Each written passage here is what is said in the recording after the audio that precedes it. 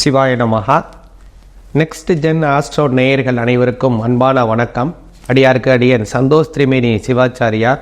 வரக்கூடிய அக்டோபர் மாதம் நிறைய நல்ல விஷயங்களை தரக்கூடிய அற்புதமான மாதமாக அமைகிறது. குறிப்பாக சொல்லணும்னா இந்த அக்டோபர் மாதத்தினுடைய அதாவது புதன்கிழமை அக்டோபர் 2ஆம் தேதி மகாலயபக்ஷ அமாவாசை வருகிறது. முன்னோர்களுக்கு தர்ப்பணம் செய்வதற்கு ரொம்ப உகந்தமான நாள் இது. அதே மாதிரி வியாழக்கிழமையிலிருந்து பார்த்திங்கன்னா அக்டோபர் மாதம் 3ஆம் தேதியிலிருந்து நவராத்திரி 9 தினங்கள் ஆரம்பிக்கின்றது. இதனுடைய முக்கியமாக அக்டோபர் மாதம் 11ஆம் தேதி வெள்ளிக்கிழமை சரஸ்வதி பூஜை, ஆயுத பூஜை வருகிறது. அதே மாதிரி அக்டோபர் 12ஆம் தேதி அதுக்கு மறுதினம் விஜயதசமி கொண்டாடக்கூடிய ஒரு அற்புதமான நாள். அக்டோபர் 15 வெள்ளிக்கிழமை சிவபெருமானுக்கு உகந்தமான பிரதோஷ தினம் சம்பவிக்கின்றது. அக்டோபர் 16ஆம் தேதி புதன்கிழமை சிவபெருமான், மகாவிஷ்ணு, பெண் தெய்வங்கள், கிராம தெய்வங்கள் போன்ற அத்துணை தெய்வங்களையும் வழிபாடு செய்வதற்கு ரொம்ப உகந்தமான நாள் அப்படிங்கிற ஒரு பௌர்ணமி. அதுவும் இந்த புரட்டாசி மாதத்திலே வரக்கூடிய பௌர்ணமி அப்படிங்கிறது ரொம்ப சிறப்பு வாய்ந்த ஒரு நல்ல நாள். அதே மாதிரி அக்டோபர் மாதம் 18ஆம் தேதி வெள்ளிக்கிழமை புரட்டாசி மாதம் முடிவடைந்து ஐப்பசி மாதம் ஆரம்பிக்கின்றது. இந்த ஐப்பசி மாதம்ங்கிறது துலா மாதத்தினுடைய ஒரு நல்ல நாள். இந்த துலா மாதம் அப்படிங்கிறது பார்த்திங்கன்னா முருகப்பெருமானுக்கு ரொம்ப உகந்தமான ஒரு நல்ல நாள் இந்த மாதங்கிறது. அது மட்டும் இல்லை, துலா மாதத்திலிருந்து தான் மழை அதிகமாக பெய்ய ஆரம்பிக்கும். அதனால தான் துலா உற்சவம் அப்படின்னு பார்த்திங்கன்னா காவேரி ஓடக்கூடிய பகுதிகளிலே ரொம்ப சிறப்பாக கொண்டாடுவார்கள். அப்புறம் ஐப்பசி மாதம் ஆரம்பித்த மறுநாள், அதாவது அக்டோபர் 19ஆம் தேதி முருகப்பெருமானுக்கு உகந்த கிருத்திகை வருகிறது, சனிக்கிழமை. அக்டோபர் 20ஆம் தேதி ஞாயிற்றுக்கிழமை விநாயகப் பெருமானுக்கு உகந்தமான சங்கடஹர சதுர்த்தி. அதே மாதிரி அக்டோபர் 28ஆம் தேதி வாஸ்து நாள் வருகிறது. புதிய மனைகள், மடம், ஆலயம், கோவில்கள் கட்டுவதற்கெல்லாம் ஒரு சிறப்பான ஒரு நல்ல நாளாக இந்த வாஸ்து நாள் வருகின்றது. குறிப்பாக இந்த மாதத்தினுடைய இறுதியாக அக்டோபர் 31ஆம் தேதி வியாழக்கிழமை தீபாவளி பண்டிகை வருகிறது. இப்படியாக இந்த மாதம் ஒரு சிறப்பான ஒரு நல்ல மாதமாக அமைகிறது. மேலும் இந்த மாதத்தினுடைய கோச்சார அமைப்புகளை பார்த்தோமேயானால் ரிஷபத்தில் குரு பகவான் செல்லுகின்றார். குறிப்பாக அக்டோபர் 14ஆம் தேதி அவர் வக்கரமாக மாறுகிறார், வக்கர பயிற்சியை எடுக்கிறார். அதே மாதிரி செவ்வாய் பகவான் இந்த மாதத்தினுடைய 23ஆம் தேதி வரை மிதுன ராசியில் இருந்து 23ஆம் தேதிக்கு மேல் தனது சஞ்சாரத்தை கடக ராசியிலே ஆரம்பிக்கின்றார். சூரிய பகவான் காலச்சக்கரத்தினுடைய 6வது பாவமாக இருக்கக்கூடிய கன்னி ராசியிலே இந்த மாதத்திலே இருக்கின்றார். 18ஆம் தேதிக்கு மேல் அவரும் துலா ராசிக்கு பிரவேசிக்கின்றார். புத பகவான் இந்த மாதம் 6 தேதிகளுக்கு கன்னி ராசியிலிருந்து அதற்கு மேல் துலா ராசியிலே சஞ்சாரம் செய்து இந்த மாதம் 25ஆம் தேதிக்கு மேல் அவரும் விருச்சிக ராசியிலே சஞ்சாரம் செய்ய ஆரம்பிக்கின்றார். அதே மாதிரி தான் கேது பகவான் இந்த மாதம் முழுவதுமாகவே அவர் கன்னி ராசியிலேயே இருக்கின்றார். முதலிலே இந்த மாதத்தினுடைய ஆரம்பத்தில் சுக்கிர பகவான் துலா ராசியில் இருக்கின்றார். இந்த மாதம் 14ஆம் தேதிக்கு மேல் விருச்சிக ராசியிலே தனது சஞ்சாரத்தை ஆரம்பிக்கின்றார். அதே மாதிரி தான் சனி பகவான் இந்த மாதம் முழுவதுமாகவே வக்கர கதியிலே செல்லுகின்றார், கும்ப ராசியிலே. ராகு பகவான் இந்த மாதம் முழுவதுமே மீன ராசியில் தனது சஞ்சாரத்தை நடத்தி கொண்டிருக்கின்றார். இப்படியாக இந்த 9 கிரகங்களும் அந்தந்த கோச்சார அமைப்பிலே நல்ல ஒரு ஒளிமையான இடத்திலே இந்த மாதத்திலே இருக்கின்றது. மேலும் இப்போ மேஷம், ரிஷபம், மிதுனம், கடகம், சிம்மம், கன்னி, துலாம், விருச்சிகம், தனுசு, மகரம், கும்பம், மீனம் அப்படின்னு 12 ராசிகளுக்கும் இந்த அக்டோபர் மாதம் 2024 எப்படி இருக்க உள்ளது அப்படிங்கிறத கொஞ்சம் தெளிவாக பார்ப்போம். கடகராசிக்கு உண்டான பலன்களை கொஞ்சம் விரிவாக பார்ப்போம். அக்டோபர் மாதம் 2024 கடகராசிக்காரங்க பொதுவாகவே அவங்களுடைய குணாதிசயம் அப்படின்னு பார்த்தோம் அப்படின்னா எந்த விஷயத்திலையும் அவங்களுக்கு ஒரு ஒரு பிடித்தம் இருக்கும். ஒரு பிடித்தம் இல்லாத செயலில் அவங்க இறங்கவே மாட்டாங்க. அவங்களுக்கு என்ன மனசுக்கு பிடிச்சிருக்கு அதை மட்டும்தான் செய்வாங்க. அவங்க மனசுக்கு எது தர்மம்னு அவங்களுக்கு படுது அந்த தர்மத்தை அவங்க கடைபிடிப்பாங்க. அது கடகராசிக்காரங்களுக்கு உண்டான ஒரு இயல்பான சூழ்நிலை. அது அல்லாத ஒரு செயல், அதன் மூலமாக கோடி ரூபாய் வருமானம் வந்தாலும் சரி, அதாவது இவங்களுக்கு ஒரு புகழ் வந்தாலும் சரி, ஏதோ ஒரு லாபங்கள் ஏற்பட்டாலும் அதை இவங்க தொடவே மாட்டாங்க, அந்த பக்கமே போக மாட்டாங்க. அது கடகராசிக்காரங்களுக்கு உண்டான ஒரு இயல்பு.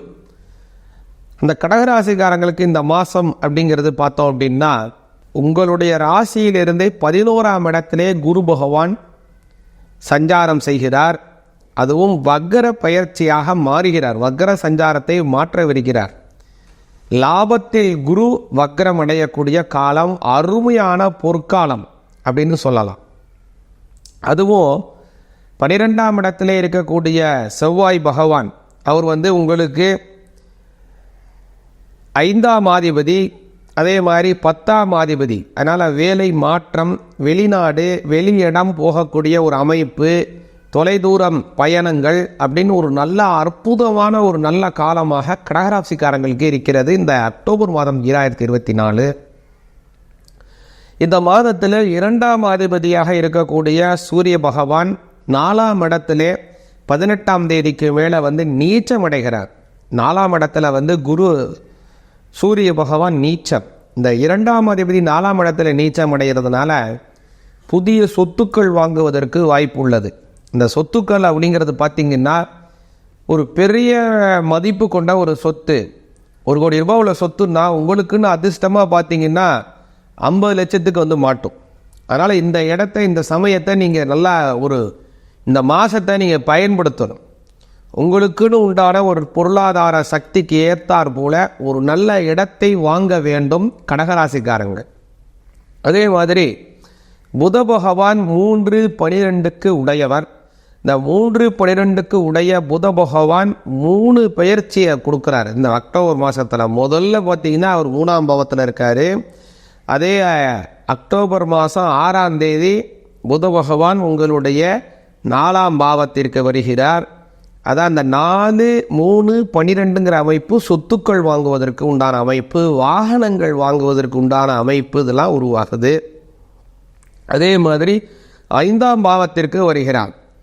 5ஆம் பாவத்தில் வரக்கூடிய புத பகவான் உங்களுக்கும் உங்களுடைய குழந்தைகளுக்கும் நல்ல உறவு. சிலருக்கு உங்களுடைய குழந்தைகள் உங்களை விட்டு வெளியூர் வெளியிடம் அல்லது ஒரு படிப்புக்காக ஏதோ ஒரு இடத்திற்கு போக வேண்டிய ஒரு சூழ்நிலைகளையும் உருவாக்கி தருகிறது இந்த மாதத்தில். அப்படின்னு ஒரு நல்ல அருமையான ஒரு காலமாக இந்த மாதம் அமைகிறது. அதனால் இந்த மாதத்தை நீங்கள் நல்லபடியாக பயன்படுத்தி வந்தீங்க அப்படின்னா கடகராசிக்காரங்களுக்கு நல்ல லாபங்கள் ஏற்படக்கூடிய அமைப்பை உருவாக்கி தருகிறது. அதே மாதிரி கடகராசிக்காரங்களுக்கு இப்போ கொஞ்சம் சனி பகவான் அஷ்டம சனி, அது எல்லாருக்குமே தெரிஞ்சது தான். கடகராசிக்காரங்களுக்கு கொஞ்சம் ஒரு ஸ்லோவாக தான் போயிட்டுருக்கு இப்போ உள்ள காலம். ஏனென்றால் இந்த கடந்த 6 மாதமாக சனி பகவானுடைய அஷ்டம சனி அப்படிங்கிறது கொஞ்சம் திட்டமாக போயிட்டுருக்கிறதுனால அவங்களுக்கு சில இடத்துல அகல கால் வைக்க முடியாத சூழ்நிலைகள் கூட ஏற்பட்டு கொண்டிருக்கிறது.